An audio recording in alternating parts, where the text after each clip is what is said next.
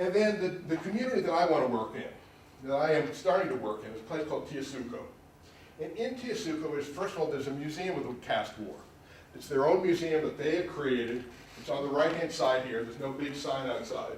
But there is a Caste War museum there. And in the back is the church. And again, over and over again, this is the place that they identify as being in something that's the very center of this rebellion. But in many respects, Tihosuco is occupied today. It was occupied at that time. And what I'm going to show you in just a few minutes is a second town nearby.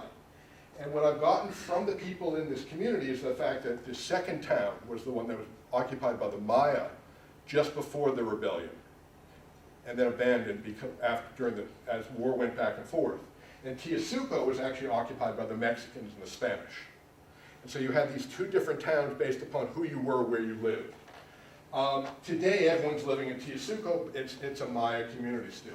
This is the result of the Caste War, this destruction of the church. They've left this end open, and it's really rather stunning and rather surprising in its representation. Oh, let me just, sorry.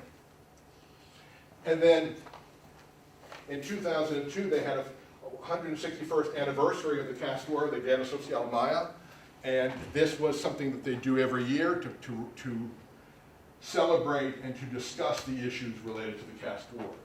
Within the museum, I just want to show you a couple of things. It's really quite stunning. It's beautiful. And this is a museum that probably gets 30 people a week and probably 5 gringos a week of that 30, maybe, if they're lucky. Meaning 5 paying people and the rest of this local part of the community. Many people from Tihosuco come in. It's a sort of a community center. But of other people around, of Mexicans and so on, there's not a huge flood moving in that direction, but you can begin to see it's a beautiful old Hacienda building that's been restored, and wonderful paintings and murals and discussion of the Caste War as they perceived it. Images of the Guerra Social Maya, of the Caste War, with the leaders of the rebellion as they're represented there. Wonderful discussions of the causes of the Caste War, and I still like dioramas. And it's a wonderful little diorama showing some of the Maya people being killed. This is the guys in the uniform are the Mexican military. This is the battle, and this is how they've represented it. However, to me, the most interesting is, in fact, the last room in this museum. And it's the community room. It's not the room set up by the museum. But it's the community room, and these are all the artifacts, most of them related to the Caste War, that have been found by the people in this community and simply brought in. As they were farming and so on, they brought them in, and they're simply displayed on a table. And in the back is a small bust and a skull. And here's the skull, and here's the bust. And this is one of the leaders of the rebellion, Bernardino Ken, and this is how he is represented. And this is his skull. The skull had been removed from the community and then was brought back eventually and is now on display. So there's no fear or concern about displaying people, even 150 years ago, human remains, because this, in fact, is their heritage. They're very happy to have him displayed there. So if you're looking at, let me just use this now. This is Tihosuco. This is the main road from Felipe Carrillo Puerto coming up to the north. Tihosuco is right here, and this continues up to Valladolid. And then on the Valladolid east-west is Cancun on the east, and Chichen Itza and Merida on the west. This is the small community of Tihosuco. There's a small farming road that heads out here to the south. It splits here. One continues off in this direction. Another road continues here. And in fact, the community that I was taken to is right out here. It's abandoned. I'll show you pictures of it. It's an abandoned town, probably 5,000 people. I have no idea yet what the size is. That was here. This is the community with the church and everything that was occupied probably around 1847, and then sometime during the war abandoned, still trying to figure out exactly which town this is, what the name of it was, and so on. And then right down here at the end of this road, right in this area, is the hacienda of one of the leaders of the rebellion, simultaneously occupied, as this community was, And this is, in fact, the starting point for the rebellion. And in fact, that hacienda was owned by and occupied by Jacinto Pat, one of the leaders of the rebellion. This is a drawing of him. There are no photographs of him that we know of. And then again, in Tihosuco, the town that he grew up in, nearby, is in fact the statue. And he is very famous for not only starting the Caste War, and he started the Caste War by having the leaders come to his hacienda, Culumpich, and eventually deciding that they needed to begin to bring other people in even, and writing a letter to Cecilio Chi that I just showed you his statue, and saying we need to start this rebellion in some sense. He was also very famous for using machete in battle. And he was very famous for cutting off limbs and using it to kill people on the Mexican side. Now this is not a statue made out of bronze, this is fiberglass. But what they did is they painted the edge of his machete as if they had sharpened it, so that in fact this is Jacinto Pat ready to go to battle with the sharpened machete to go cut off limbs, heads, and to win the battle. And again, this is how they are representing themselves. Just wanted to show you my three co-principal investigators. The four of us are in this together. Other than when I apply for a permit in Mexico and I cannot have anybody but one name on it, and they only want my name, these guys are going to decide what the project is as much as I am. And this is Eladio Pat, Carlos Chan, who's the director of the museum, and Freddy Balam. And these are three men in Tihosuco who are interested in the heritage, and knew about these places. And as I say, I've been talking to them for weeks or months before they actually took me to these places. In the back is one of the doorways to Jacinto Pat's hacienda. The roof is down. It's very hard to see. This is the part of the interior of the main building. There are multiple buildings around. It was a farming hacienda, had cattle. He was a fairly wealthy man, but this is the inside of the doorway here, and another doorway that's fallen apart, going to another section of the house. And I apologize, we haven't started to clear. It's going to be very hard to see some of the things I'm going to try to show you. But this is the main entrance to the hacienda that's still preserved, this big arch that's still preserved, and I hope we can preserve it. That is the main carriage entrance as you would drive up to the place. There is the arch on the left. This is the passageway that one would walk through. And I want to talk about this in just a second, because as you look at this, you can see the wall extending across and the big arch here. And there's something that's sticking out here that's part of this passageway through, this doorway through. And what we begin to see is, in fact, that these things, these round curved elements, were added later. And it's quite likely that they were added at the time of the Caste War, because this is fairly typical of narrowing the entrance, being able to place somebody right in the middle, probably with a gun, and to make sure that nobody's approaching this entrance who shouldn't be. And so we actually begin to see very simply with the architecture here, the nature of the Caste War as they're beginning to fight and try to define who they are and who the Mexicans are. And that's part of what I'm interested in, is how in this moment of rebellion is the moment when people are talking about who they are and who they are not. And that's really what I want to begin to focus upon. How do they define themselves? What are the ways they define themselves? And so we want to look at towns like Lalca, which is this outlying town that I mentioned to you, or the hacienda of Jacinto Pat. Now Lalca is this other town that I mentioned. It's not occupied today. They do go there one day a year for the festival associated with the church that I'm going to show you. As you enter the town, it is defined by crosses along the path, and I mean every path. And we were on multiple paths all around in this jungle area.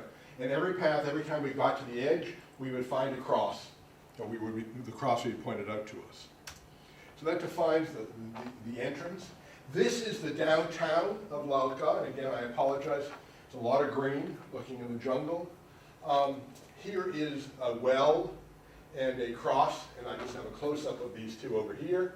This is the central plaza with the church on one side and a series of other large buildings such as this on the other side.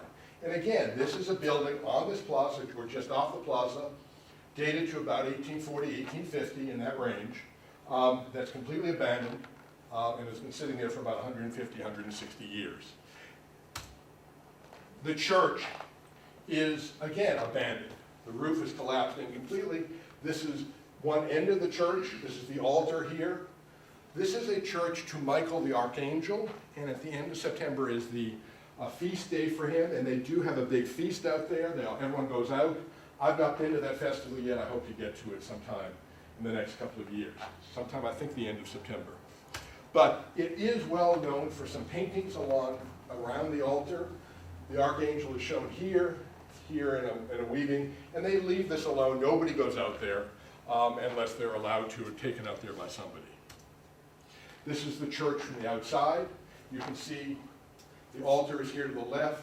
It extends up at this end really quite high, and the walls extend off in that direction. Now, what we found is that we were able to quite literally see all the roads and the walls that define the roads for this entire community. And it's very hard here, and Eladio is sitting here for scale, and I told him that I needed him for scale. But if you look very carefully, and I apologize, there is a wall here that extends off in that direction. There's another wall over here that's extending off. This is the central road as you come in. On both sides are house plot walls. There are walls that define the house plots for individual families. There are walls that define houses. There are walls that define a series of other things. And there's another street coming here. There's a street that's coming here. And I'm standing really on the edge of the main street as it comes into the town. So one is able to see a whole series of these streets. And here we're beginning to follow one out. This is one side of it. Here's another side of it here, and it just extends off into the jungle.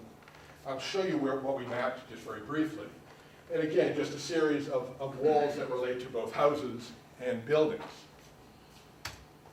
Now, when we were there, and I've overlaid this on Google Earth, I took a series of points, and you can see that, in fact, we parked the car here, that's the end of this road. I walked in, and then we walked out in a variety of directions. We followed one of the roads out, fairly straight road, right out to there. That's where that very first cross was that I showed you. This road is about a kilometer and a half down to the center of the town. There's another series of roads about 3/4 of a kilometer extending out in that direction. Another about a half a kilometer here, and we never got further to the south in that direction.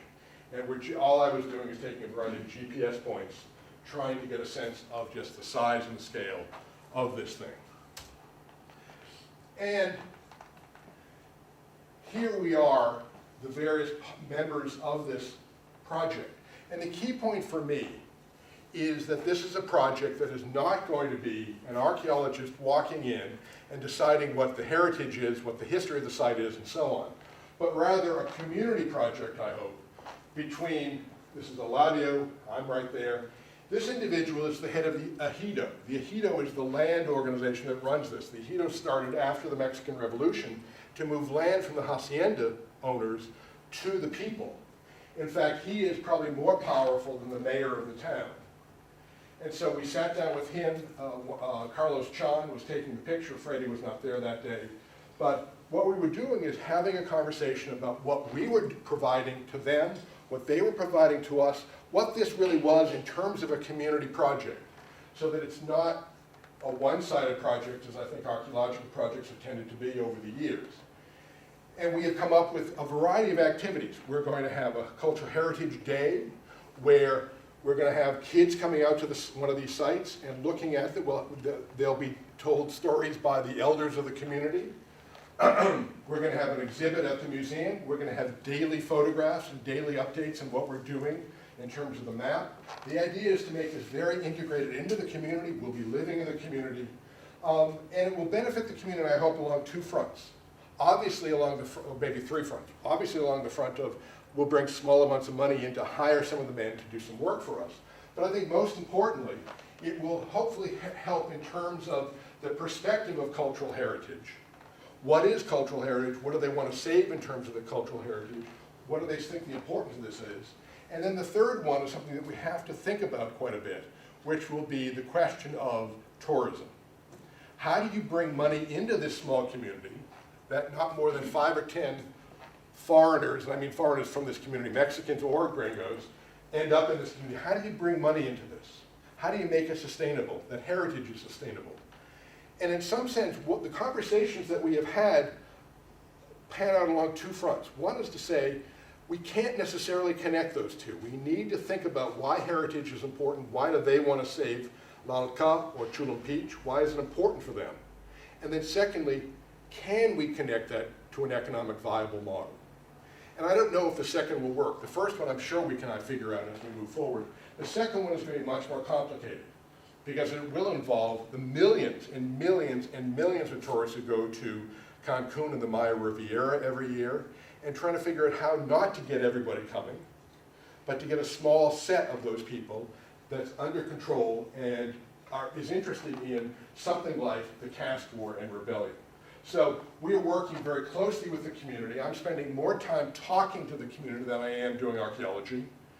And in fact, the day I left, and I couldn't come over because I hadn't scheduled this until after I was there, the ejido that has 800 members, and he is in charge, the 800-member ejido met, 300 people were there, and they were talking about several things, including our project, and only 3 people spoke apparently quite vaguely about not wanting to do the project, while everyone else voted in favor of it.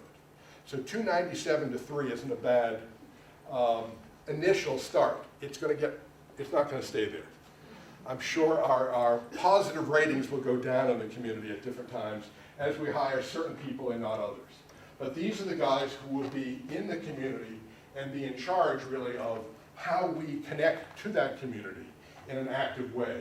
They are principal investigators. They're not just my foreman or something like that. They are active participants in the development of this project.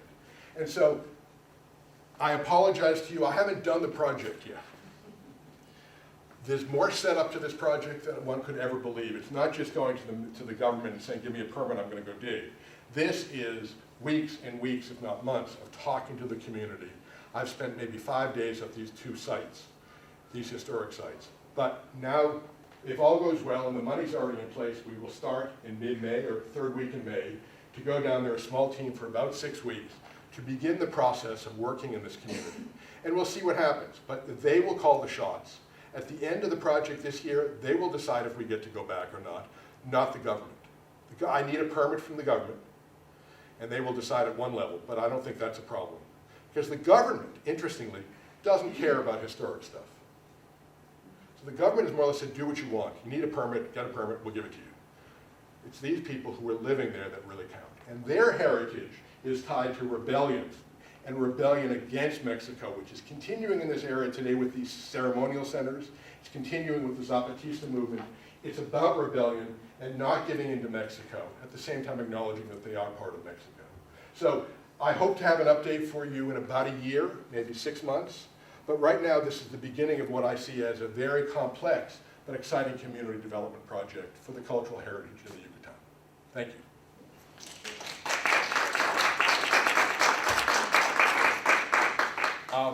If there are any questions, I'd be happy to answer some. Richard? Sorry, go ahead. Why is there an A on the skull? Actually, you know, it's interesting. I've noticed that. I noticed it down there and I never asked, and I haven't asked, so I apologize. I don't know.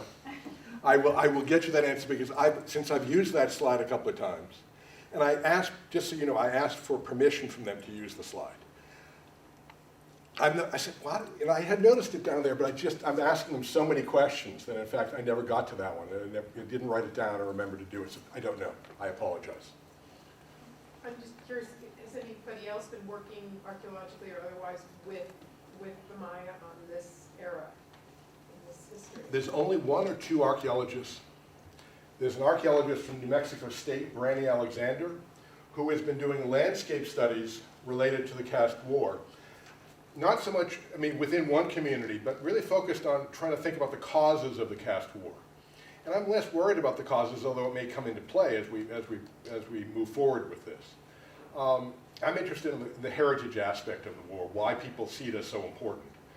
And there's one graduate student at BU who actually isn't working in this time period, but has wandered through this area and has seen a lot of Caste War stuff, and he's more or less recording it, and he and I are communicating.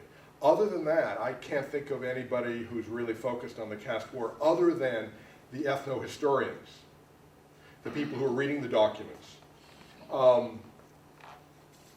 And some, perhaps, I can't even, I would like to say the ethnographers, but no. Basically, a lot of ethno-historians, and we're looking for a Mexican ethno-historian to join the project so that we can really define the documentary evidence that relates to these sites. And I'm amazed that the Mexican government is okay with you doing this. Not This is a direct- beyond okay. But they're certainly not okay with say, who do we have here? Journalists that came to talk about the Zapatista movement. You know, you had to sneak in to go interview there. They're not okay with the Zapatistas. But this is really kind of a connection of the Maya and their ongoing. This is the Maya and the Maya of Chiapas and the Maya of Yucatan. So are they just off their radar? They're, you know, even the Zapatistas are kind of off the radar these days, except right on the location where between the Mexican government, military, and the Zapatistas in Chiapas. Mexico has bigger problems, as I'm sure you know, with the drug issues and the cartels, much larger problems along those lines. But in terms of the question of Mexico's past, Mexico, I mean, I've given this talk before, and it's another whole talk, I mean, it's this other talk, which is Mexico's past really is tied much more to Mexico City in the Distrito Federal, the federal district, like District of Columbia for us, and the Aztecs. And the Maya actually were not seen as an integral part of that indigenous past in Mexico. Even today, I mean, they're an outlier. In many respects, I would argue that the Americans picked up the Maya much more so than the Mexicans did, which is why Maya archaeology has been really focused in the United States for a long time. That's changing slightly. Although, when I ask around about the next generation of Maya archaeologists in Mexico, there aren't huge numbers of young scholars jumping up and down. So my answer to you is that Mexico doesn't see itself as its past connected not only just to the Maya, but certainly not to the rebellious Maya. And so therefore, my being able to do this, in some sense, if anything would have happened, it would have been no, it's not important, you know, we won't give you a permit because it's not important and you're not allowed to do anything there. Not because it's too important and we have to do it, but rather because we don't want this as part of our history. But it's seen as being so out on the edge of things that they're not really worried. I mean, when I say 10 gringos might wander through Tihosuco they drive through because there's a road that goes through. I mean, there are buses that are up and down that road all the time. But do they stop? No. They just keep going. And, you know, maybe there are 10 tourists who come into that museum a week, maybe 5. It's not important. Do the Mayas in the south of Mexico have a similar sort of attitude to the ancient Maya culture, and do they have an equivalent to the Caste War? I mean, did the Caste War even have an impact for the south as well? You mean when you go down to Guatemala and Belize? Yeah. In Belize, yes. Because in fact the Caste War in what was then British Honduras were very intimately connected. Guns were coming in through British Honduras and moving up. I mean, this was a real, it was a small struggle with a lot of bigger players that were involved, as tended to happen in that time period. Guatemala is a different place, and I would argue that the people in Guatemala, the Maya people in Guatemala, and the Maya are in fact a majority in Guatemala, who really are focused upon the ancient Maya, are doing it in a very strong, both political as well as cultural way. Someone like a Victor Montejo, who is speaking very strongly about the importance of the ancient Maya.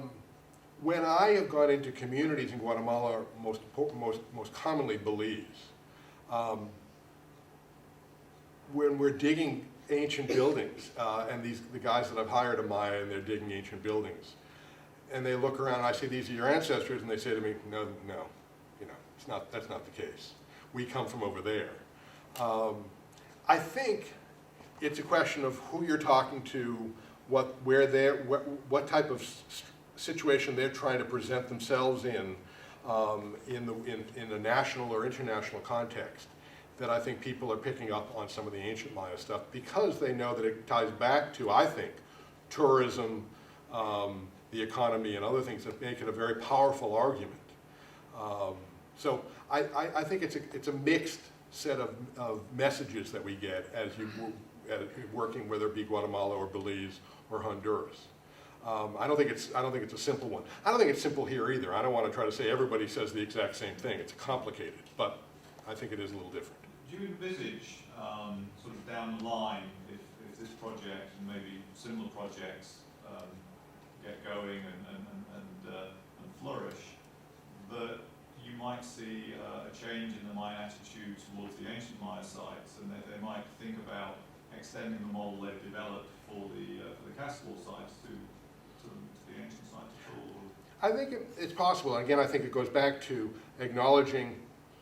I mean, I think I've had conversations with people at Chichen Itza, both the vendors, the government, my friends who are ethnographers and other people, and it's a question of, for the first time I was kind of harassed this year. I mean, harassed in the sense that as I was walking as a tourist, and nobody, I know a few of the vendors, most of them don't know me, they're actually leaving their stalls and coming out into the middle of the plaza saying, will you buy this? And that clearly, what I've argued, and others have argued, that takes away from the visitor experience. And already at Chichen Itza, because of the number of people coming, you cannot go on any ancient building. There are simply too many people, and they have destroyed, I mean, the amount of destruction is phenomenal that 1 million people will do every year. And so the visitor experience is already sort of going down because you can't climb these pyramids and you can't climb the stuff, and now to be harassed. So the question is, can that begin to change, and can it change from inside rather than just being told it has to change from the outside? And I think the answer is yes. And I think it can, based upon the nature of both the importance of the heritage or the value of what tourism is. And I think part of it's a question of what is tourism? And why do people want to participate in tourism? Do these people want to participate in tourism? And they kind of do, but they kind of don't at the same time. I mean, they very clearly say Cancun is not what we want. Chichen is not what we want. We want something else. They don't know what that is. And I'm not sure I know what that is. So the answer is it can, but we'll have to see. Well, I'll leave it at that. I'll answer a question for you afterwards. But thank you very much, and come back in a year. I'll let you know what's going on.